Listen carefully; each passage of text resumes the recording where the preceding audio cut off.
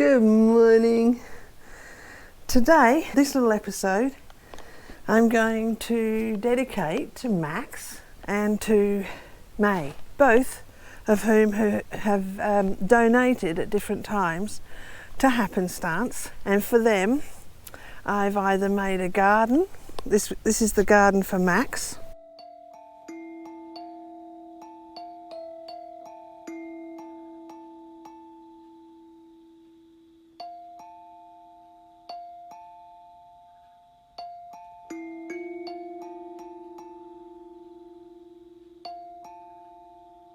And for May, the first time you donated, I bought this tree, and this is a damson, and it's in flower. So this is your tree, May, your first tree.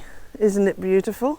This is your tree, and with another donation, I bought this one here, which is only little because it only arrived this year, from Heritage Fruit Trees, and it's a green gauge, and there's another one there that's a prune. So today I thought I would walk around, show you what it's like now. Things are looking pretty good. Yesterday I mowed this area with the battery mower, and I used a 9-volt battery and a 5-volt battery. I did quite a lot. And then this morning, let me show you my latest thing, which is new.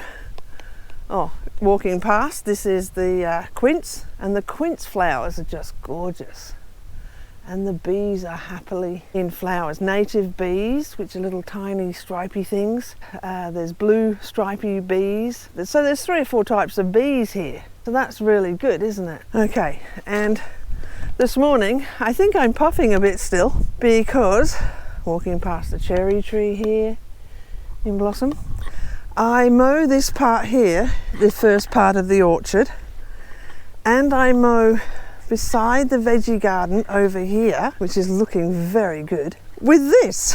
This is exercise. This is my new push mower. Requires no batteries, requires no power except me, and so I mow this part here and inside the orchard. Some of it I can't mow because the native grass is too tough. And that mower, which works really well, have to say, I picked up at my local tip shop, and guess how much? $5. $5, that's all.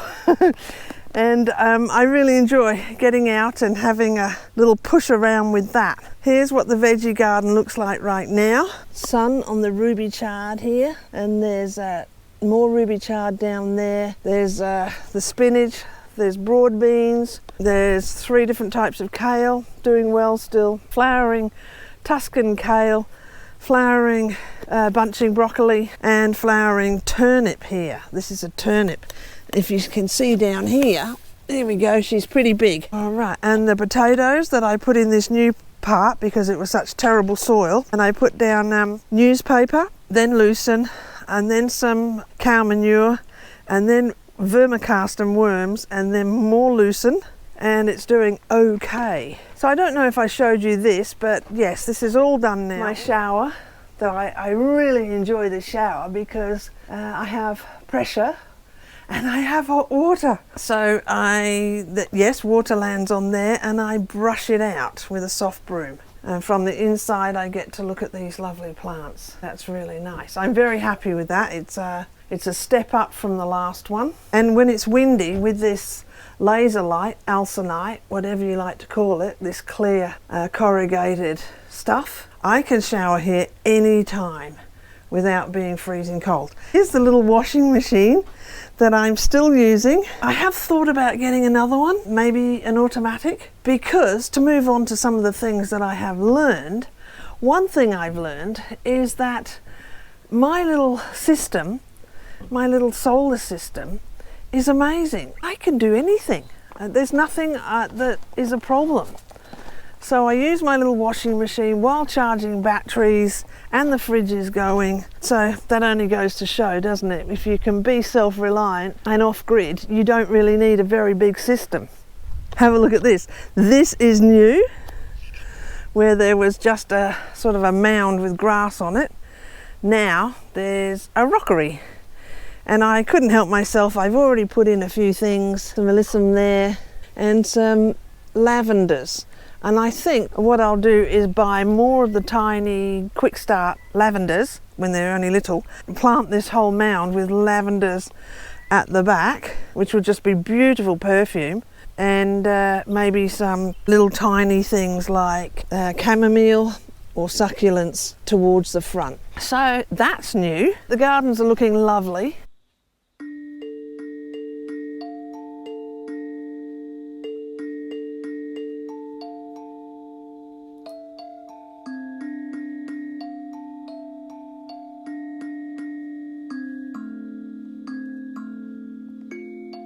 The California poppies just, well, they pop, don't they? It's just so beautiful, and they kind of tell me it's spring, don't they? And the bees love these as well. Things are looking pretty good. For those of you that remember when this was a dirt block, well, not even a dirt block, was it? The wind had blown off all the dirt. It's now looking pretty good. The blackcurrants here are starting to flower, which is really good. We had masses of rain recently, really heavy rain, and there was a bit of a pond in here, but it doesn't seem to have affected it too much. I am looking forward to the mouse house and I travelling to the van dweller gathering. That'll be really nice. And everything on the van is fixed and in tip-top condition. The water tank has been fixed. That was just the strapping that held it had pulled out on one side, and that's fixed. Everything's hunky-dory. I grow garlic at the moment that's the size of leeks, which is quite amazing. They are much thicker than my thumb, that's for sure. And over here there's silver beet and stuff are doing well. The lemon in here is starting to get growth. Can you see just on here and here? The kumquat hasn't done anything yet, but the raspberries are coming into flower. That'll be really nice. I will have to put a net, I think, over that, which is why the bit at the back is there, so that I can drape a net over it, because they are so delicious. For the first time since I put them in, the pears are flowering. So this is a Bierbosque. Hopefully all these little spurs will give me some fruit. I haven't had any yet. And this is a little French one. It's also looking healthy. Oh, there's one flower. That is very hopeful that I'll get a pear. Inside Tin Hut is looking nice. My friend George helped me bring the bed in, so it looks nice in here now. I've moved things around a bit, as you can see. There's lots more space, and this will be my workshop and where I do preserving. So at the moment, it's where I bring in eggs every day. Look at them. My hens are laying 5 eggs a day. People that know are buying my eggs from the little stall because, as you know, happy hens lay nicer eggs. So this is where it looks like in here now. So it'll still be for my seed saving.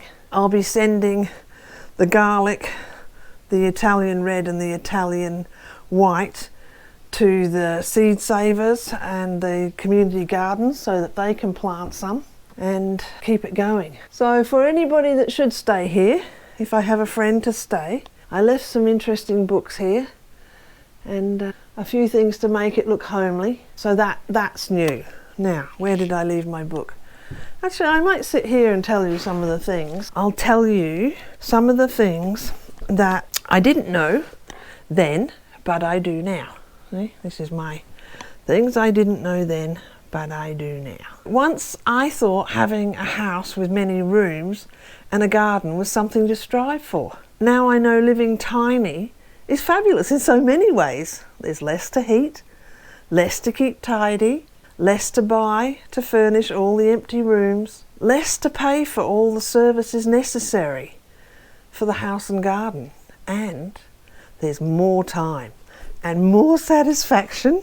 There's more happiness, and I think that's it, isn't it, really? It all depends on how happy you are. I also know, as I spoke of before, the solar system of 3 panels, 1600 watt inverter and a 3.3 kilowatt lithium battery is plenty for all my needs. the little washing machine, the electric hand beaters, the small processor, the bar mix stick blender, the fridge freezer, big enough for all my needs, the many low voltage lights and USB charging ports built into the 240 sockets. There's nothing I need that I cannot have with this little off-grid system. I used to think that I'd run out of power, but I never have. Note here, keep solar panels clean. That's a good thing. I used to think in my 60s that I would find caring for half an acre difficult, especially as I have the windiest, rockiest block in the village, and I bought it in a severe drought. But as time gone by, it seems that help is often offered, and the tiny blocks of land, like half an acre, are often affordable when you don't want too much. In the last 3 years, I've gone from 8 square metres living space in the mouse house to 20 square metres in Tin Hut, this one here, to 20 square metres in Tin Hut tiny house, and now the pinnacle of groovy spaces, Jenga, the octagon, at 28.6 square metres. Due to unforeseen circumstances with the van, I don't have an indoor bathroom. Yeah, I had to fix a few things, so I'm so glad I didn't sell it, because I would have felt so bad if I'd have sold the mouse house and the new owner found that there was a problem. So that was putting on the airbags, suspension, and fixing up the water tank. So due to that, expenses there, I don't have an indoor bathroom, but I do have a gas hot water system, thanks Jordan, and a shower accessible on the wind shelter spot. I've just shown you that. The water temperature is amazing. But I do have to stay aware now of water usage, because it's so easy with water pressure to use a lot more. What I've learned is that when things come, one little thing at a time, the gratitude is endless. You know, think what I'm going to look like when I get taps inside Jenga. Woohoo! I've learned that satisfaction in life is the best road to happiness. So that's what I've learned, and now I think it's time for a nice cup of tea. So until next time, see you later. Bye!